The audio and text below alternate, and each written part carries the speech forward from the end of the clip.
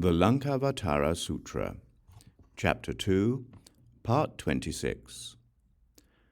Furthermore, Mahāmati, once bodhisattvas have completely fathomed the characteristics of the mind, the will, and conceptual consciousness, the five dharmas, the modes of reality, and the two kinds of no-self, in order to help others, they appear in a variety of guises, just as imagined reality is based on dependent reality.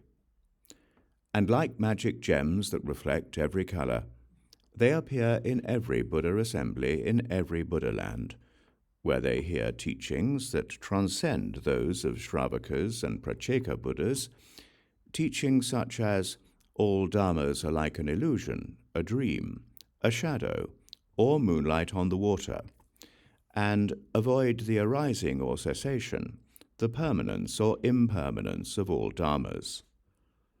And they enter hundreds of thousands of samadhis, countless hundreds of thousands of samadhis, and as they do so, they travel to other Buddha lands and venerate other Buddhas, and are reborn in celestial palaces, where they praise the three treasures, and appear as Buddhas themselves surrounded by assemblies of Shravakas and Bodhisattvas, and where they liberate beings by explaining to them that what they perceive is nothing but their own mind, and that external existence does not exist, thus enabling them to transcend such views as existence and non-existence.